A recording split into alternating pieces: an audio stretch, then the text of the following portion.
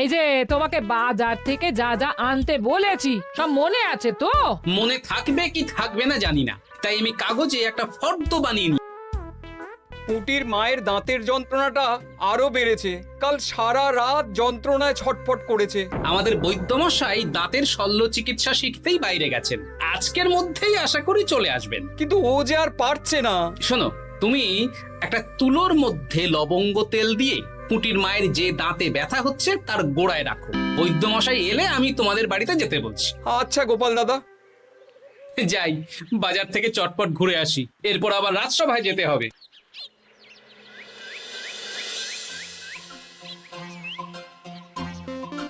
উফ, কি গরম রে বাবা, ছাতা নিয়ে বেরোলে ভালো হতো। এই তো সামনে আখের রস বিক্রি হচ্ছে, একটু আখের রস খাই, শরীরটা বেশ চাঙ্গা লাগবে।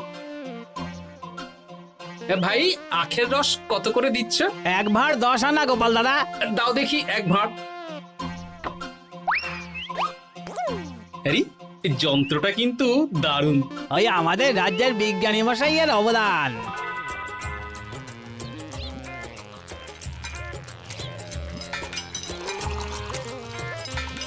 এই নাও গোপাল দাদা।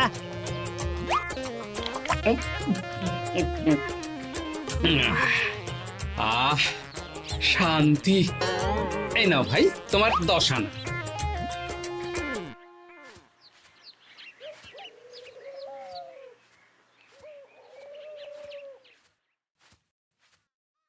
কি রাজবৈদ্য, এই ফিরছ নাকি? হ্যাঁ, এতদিন আমি দাঁতের চিকিৎসার ব্যাপারে তেমন কিছুই জানতাম না, এবার সব শিখে এসেছি। ভালোই করেছো, তুমি একেবারে প্রথম রোগীকে দেখে তারপর রাজসভায় এসো। প্রথম রোগী? পুটির মা গো, কালকে সারা রাত যন্ত্রণায় ঘুমোতে পারেনি। আরে আর বলো না, কদিন আগেই পুঁটির মাকে নিয়ে পুঁটির বাবা আমাদের বাড়িতে এসেছিল। দেখলাম ওই বাড়ির দাঁতে বিস্তর সমস্যা। সেই জন্যে দাঁতের শল্য চিকিৎসা শিখতে চলে গেলে? ঠিক তাই, আমি ব্যথা কমার পথ্য দিয়ে এসেছিলাম। দেখি এবার দাঁতটা তুলেই দিতে হবে। তাহলে তুমিও পুটিদের বাড়িতে যাও, আমি বাড়িতে থলে রেখে আসছি। আজ না হয় দুজনে একটু দেরি করেই রাজসভায় যাব। বেশ বেশ।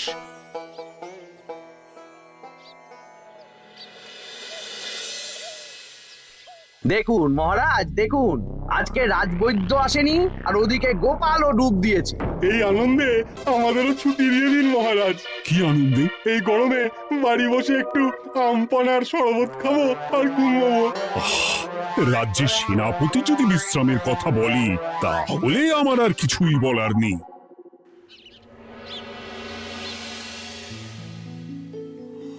এই তো দাঁতটা পুরো পোকায় খেয়ে নিয়েছিল।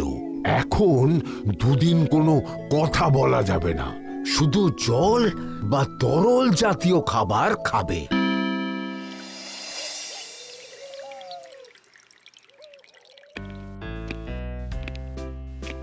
ওই তো গোপাল আর রাজবৈদ্য দুজনে একসাথে রাজসভায় ঢুকছে। রাজবৈদ্য মশাই ওনার জীবনের প্রথম শল্য চিকিৎসা করছিলেন, তাই আমিও দেখছিলাম। তা কি রাজবৈদ্য, সফল হয়েছো? হ্যাঁ মহারাজ, পুঁটির মায়ের একটা মাড়ির দাঁত পোকায় খেয়ে নিয়েছিল, সেটাই তুলে দিলাম। ভালোই হলো, আমাদের রাজ্যে কোনো দাঁত তোলার বৈদ্য বা চিকিৎসক ছিল না। এখন তুমি সাধারণ রোগ ব্যাধি নিরাময়ের সাথে সাথে দাঁতের চিকিৎসাও করবে। কিন্তু মহারাজ, একটা যে সমস্যা আছে। আবার কি সমস্যা? আমি যে দাঁতের শল্য চিকিৎসা করি এটা তো আর রাজ্যবাসী জানে না, তাই কতজন আর আমার কাছে আসবে সে নিয়ে আমার সন্দেহ আছে। মানে তুমি চাইছো যাতে তোমার কাছে বেশ কিছু রোগী তাড়াতাড়ি আসুক, যাতে তুমি অনুশীলনও করতে পারো, তাই তো? একদম ঠিক ধরেছেন মহারাজ, কাজ না করলে হাত পাকাবো কি করে? তাহলে ঢেড়া পিটিয়ে বলে দিলেই তো হয়। এতে তেমন ভালো কাজ হবে বলে মনে হয় না। তা তুমি কি বলতে চাইছো গোপাল? প্রচার হবে, কিন্তু একটু অন্যভাবে। কিভাবে? আজ বিকেলে আমি রাজবৈদ্যর হয়ে প্রচার করব, শুনে নেবেন। বেশ। শুনুন শুনুন শুনুন, আমাদের কৃষ্ণনগরের রাজবৈদ্য এখন দাঁতের শল্য চিকিৎসাও করছেন। যারা যারা আমাদের রাজবৈদ্যের কাছে দাঁত তোলাবেন তাদের দাঁত তোলার পরে দুদিন কোনো শত্রু থাকবে না। চিকিৎসার সময় সকাল 7টা থেকে সকাল 10টা পর্যন্ত।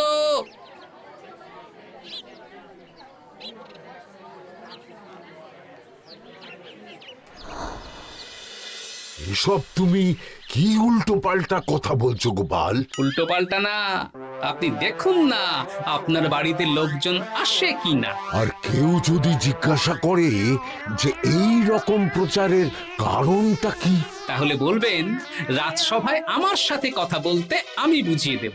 বেশ।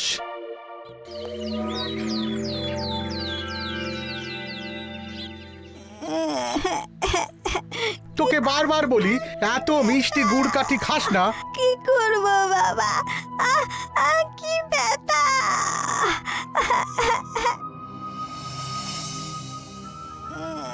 বাড়ি আছেন নাকি বৈদ্যমশাই?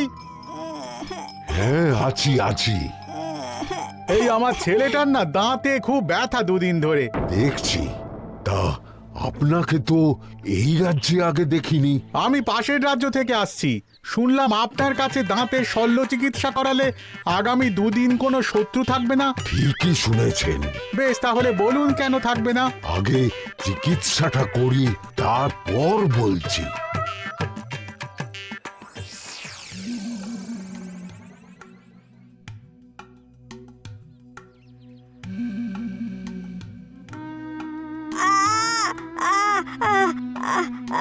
আর চিন্তা নেই, এখন দুদিন কোনো কথা বলা যাবে না। এবার তো বলুন আমার ছেলের আগামী দুদিন কোনো শত্রু থাকবে না কেন? আজকে রাজসভায় চলে আসুন, ওখানে গোপাল এই প্রশ্নের উত্তরটা দিয়ে দেবেন। তা বৈদ্য, তোমার কাছে আজকে কেউ এসেছে? সকাল সকাল দাঁত তুলে এলাম মহারাজ। বাবা, একদিনের প্রচারই এই ব্যাপার? মহারাজ, মহারাজ, বাইরে কয়েকজন অপেক্ষা করছে, তারা গোপাল দাদার থেকে কিছু জানতে চায়। তাদের ভিতরে আসতে বলো।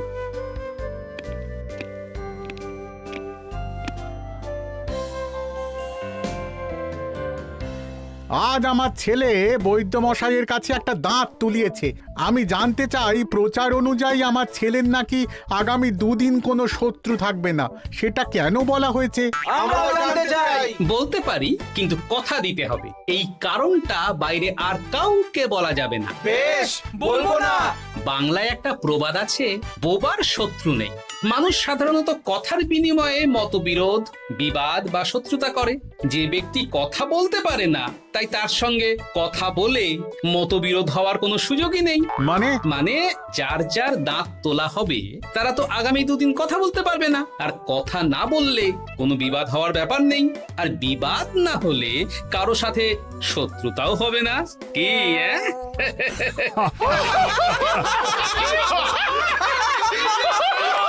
এই জন্যই তুমি হাসির রাজা গোপাল ভাঁড়। কে তোমার কথা শুনতে যাবে? একদিন না হয় প্রচারের চমকে এলো, এরপর কিভাবে আসবে শুনি? এরপর রাজবৈদ্যের সুনামেই লোকজন ছুটে ছুটে আসবে। বাহ বাহ বাহ, তোমার কত জ্ঞান! মহারাজ, এই কথা শুনে আমার মাথাতেও একটা বুদ্ধি এলো। অল্প পুঁজিতে শুধু প্রচারের জোরে এত রোজগার করব না, গোপাল হাঁ করে দেখবে। নিশ্চয়ই কোনো লোক ঠকানোর কথা ভাবছেন। মোটেই না। আচ্ছা, আগামী 3 দিন ব্যাপী মেলা হবে, সেখানেই তোমরা দুজনে তাহলে ব্যবসা করো। বেশ, করব। যে সবচেয়ে বেশি রোজগার করবে তাকে আমি 50 মোহর পুরস্কার দেব। রাজি। মেলার শেষে আমার প্রশংসায় পঞ্চমুখ হবেন সবাই, দেখে নেবেন।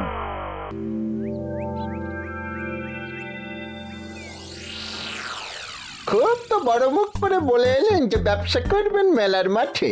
তা আপনি কি ব্যবসা করবেন শুনি? ভাগ্য পরীক্ষার দোকান দেব। মানে আমি বিভিন্ন মেলায় দেখেছি যে একটা দোকানে নিচের দিকে হেলানো অবস্থায় একটা পাতলা কাঠের পাটাতন থাকে। সেই পাটাতনের উপরে 1 থেকে 6 অবধি সংখ্যা লেখা থাকে, তাই তো? হ্যাঁ, যারা মেলায় ভাগ্য পরীক্ষা করতে আসবে তাদের ফাঁপা লোহার 6টা বল দেয়া হবে। যদি ওই 6টা বলই নম্বর লেখা খোপের মধ্যে ঢোকাতে পারে তাহলে প্রথম পুরস্কার পাবে।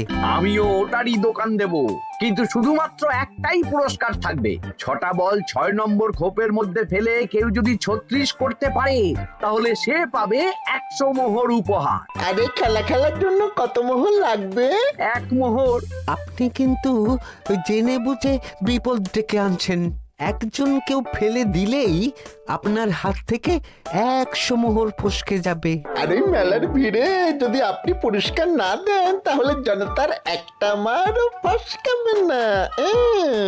আরে সেই জন্যই তো তোদের পোষা। তোদের মধ্যে যে কোনো একজন ওই কাঠের পাটাতনের নিচে লুকিয়ে থাকবি। যখনই দেখবো কেউ 36 করে ফেলছে আমি গলা খাকলাবো আর তোরা কাঠের পাটাতনটা হালকা করে নিচ থেকে নাড়িয়ে দিবি। এটা তো দারুণ বুদ্ধি। কি বলছো গোপাল, তুমি আখের রসের দোকান দেবে? হ্যাঁ, এই গরমে আখের রসের বেশ চাহিদা। তোমার বানানো ওই যন্ত্রের চাকা ঘোরাবো আর আমার ভাগ্যের চাকা ঘুরবে। সে ঠিক আছে, আমার কয়েকটা যন্ত্র বানানোই আছে। তুমি না হয় মেলায় ব্যবহার করো 3 দিন। ব্যাস, আর চিন্তা নেই।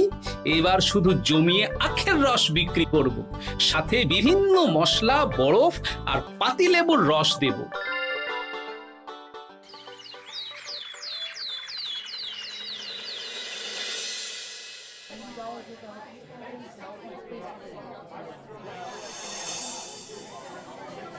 এই দোকানের পানীয় খেয়ে মন হবে বশ। গোপাল ভাঁড় নিয়ে এসেছে ঠান্ডা আখের রস। আরে গোপাল দাদা, তুমি আখের রস বিক্রি করছো? ঠান্ডা আখের রস কত করে গো গোপাল দাদা? 1 ভাঁড় মাত্র 10 আনা। 6 ভাঁড় দাও। এক্ষুনি দিচ্ছি। আসুন আসুন আসুন, সবাই আসুন। আসুন আসুন আসুন, এদিকে আসুন, এদিকে আসুন, ভাগ্য পরীক্ষা করুন। 1 মোহরে 100 মোহর।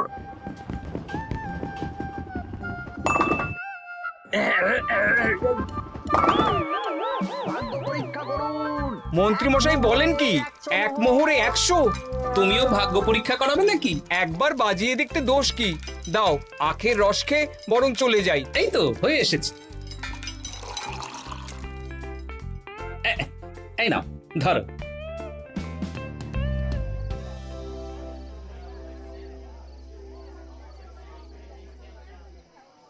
কি মন্ত্রী, ব্যবসা কেমন চলছে? ভালোই। আপনি একবার ভাগ্য পরীক্ষা করে দেখবেন নাকি মহারাজ? না না না, আমি এসবে নেই। জানি আপনার কাছে 100 মোহর নস্যি, তবুও 1 মোহরের বিনিময়ে চেষ্টা করে দেখুন না। আচ্ছা, এত করে বলছো যখন, দেখি। 1 মোহরে 6টা বল। বাবা বাবা বাবা, দেখুন মহারাজ চেষ্টা করে।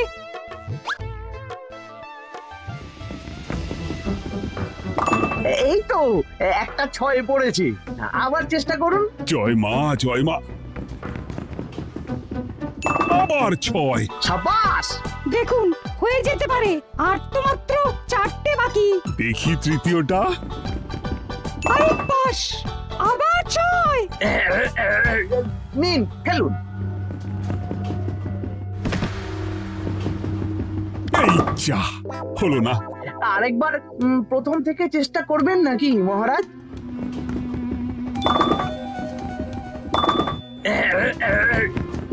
না, এবারেও হলো না। 2 মোহর জলে। অন্য সব জায়গায় বাকি সংখ্যাতেও পুরস্কার থাকে, আপনার এখানে নেই কেন? আমার এখানে ধামাকা পুরস্কার, তাই বাকি আর কিছু রাখিনি। 36 করতে পারলেই 100 মোহর। এই নাও মন্ত্রী, 2 মোহর।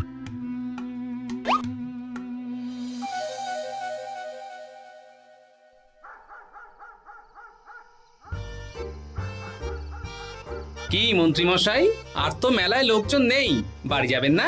তুমি যাও না, আমি একটু পরে যাব। বেশ, আমি এগোলাম। গোপাল আর মন্ত্রী, তোমাদের কার কেমন রোজগার হয়েছে একদিনে? মহারাজ, কালকে আমার 7 মোহর 20 আনা রোজগার হয়েছে। আমার 70 মোহর। কিন্তু খরচ কিছুই হয়নি, কারণ কেউ 36 করতে পারেনি মহারাজ। বাহ বাহ বাহ, আমি তো বলেছিলাম আমি যখন ব্যবসা করব গোপাল আমার ধারে কাছে দাঁড়াতে পারবে না। বেশ, এখনো তো আজ আর কাল দুদিন মেলার বাকি আছে। দুদিনেও আমার 2 কানা করিও খরচ হবে না, শুধুই রোজগার। গোপাল যতই প্রচার করুক আর যতই ভালো আখের রস বানাক না কেন, আমার ব্যবসাকে টপকাতে পারবে না। ঠিক আছে, আজকে আমি একবার ভাগ্য পরীক্ষা করে দেখবো। আমার দোকানে সুস্বাগতম। নাও সেনাপতি, চেষ্টা করে দেখো। দিন বল। আমিও সেনাপতির খেল দেখতে এলাম।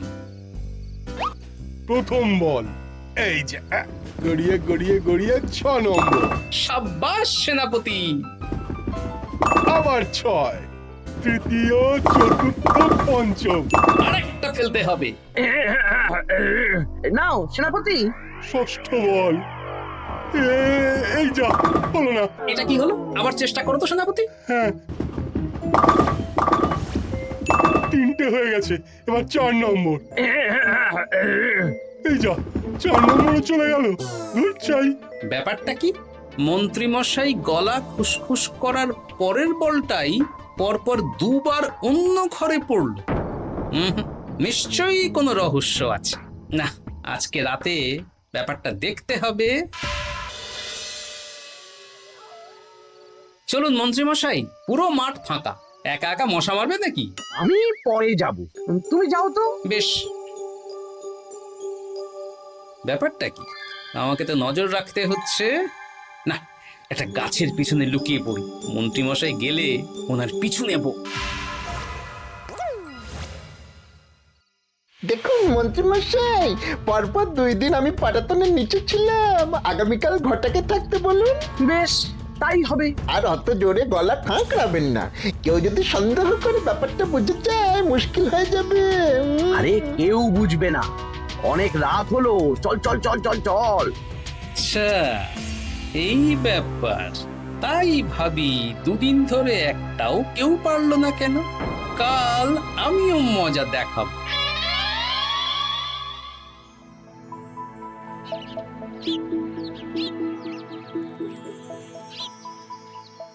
বাবা চলে এসেছেন দেখছি। এত চাহিদা না আমার এই ভাগ্য পরীক্ষার, তাই আগে আগে চলে এসেছি। মন্ত্রীমশাই, আপনাকে মহারাজ এক্ষুনি ডাকছেন। এখন কেন? সে তো জানি না, চলুন।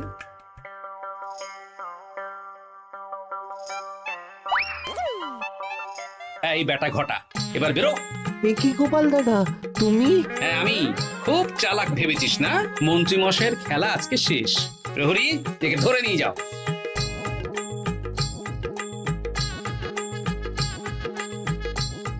বিজ্ঞানী, তুমি তোমার চুম্বক নিয়ে এসেছো তো? হ্যাঁ, এবার 6 নম্বরের নিচে একটা টান টান করে সমান রেখা টানতে হবে, আগা থেকে গোড়া অবধি। তুমি তো সব সকালে বুঝিয়েই দিয়েছো। দাঁড়াও, দাগটা টেনে নি। একদম 6 নম্বর খোপ অবধি যাচ্ছে, সেই অনুযায়ী টান টান করে দাগ টানো। টানছি, তুমি বাইরে নজর রাখো। নজর রাখছি। কাজ হয়ে গেছে, তুমি একবার অনুশীলন করে দেখে নাও। হ্যাঁ দেখছি। শুরু করো। শুরু করছি। একদম পাক্কা আছে।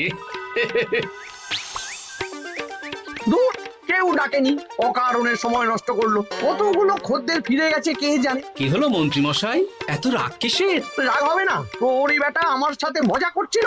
বেশ অনেকজন খদ্দের ফিরে গেল, আমার কত ক্ষতি হয়ে গেল। আমি খেলে আপনার ক্ষতিপূরণ দিতে পারি। কি, তুমি খেলবে? হ্যাঁ, ভাগ্য পরীক্ষা করতে দোষ কোথায়? ওই তো বেশ কয়েকজন সভাসদেরা আসছেন, সবার সামনেই খেলবো। তাহলে শুরু করি। হ্যাঁ, শুরু করো। এই বল যা, 6 নম্বরে যা। আরে বাস, গোপালের ফেলাপল তো গড়ালো না, সোজা 6 নম্বরে চলে গেল। এই দেখুন, আবার যাবে। বলকে আমি বলবো, বল কথা শুনবে। এই বল যা তো, 6 নম্বরে যা। আবার 6, আবার 6, আবার 6। কি, এটা কি হচ্ছে? যা বল, এটাও 6 নম্বরে যা। আবার 6, 100 মোহর। হ্যাঁ এটা কি করে হলো? দিন মন্ত্রী মশাই 100 মোহর দিন। ইয়ে না মানে মন্ত্রী দাও বলছি। আমি আবার খেলবো। 6 আবার 6। আবার 100 মোহর। আর নেই। এই ঘটা আর কি করছিসটা কি? ঘটা নেই মন্ত্রীমশাই, আমি আছি। আর আছে আমার চুম্বক। মানে মানে তোমার কারসাজি ধরা পড়ে গেছে মন্ত্রী। গোপাল আমাদের সব বলেছে। হ্যাঁ, আপনি যেমন ছলনা করে ভাগ্য পরীক্ষার ব্যবসা করছিলেন, তেমনি গোপালও ছলনা করে আপনার ব্যবসা উল্টে দিল। তাহলে শেষমেশ কে জিতলো? হাসির রাজা, জ্ঞানীর রাজা, রসিক রাজা গোপাল ভাঁড়। লোকের ভাগ্য পরীক্ষা করছিলাম আর আমারই দুর্ভাগ্য নেমে এলো।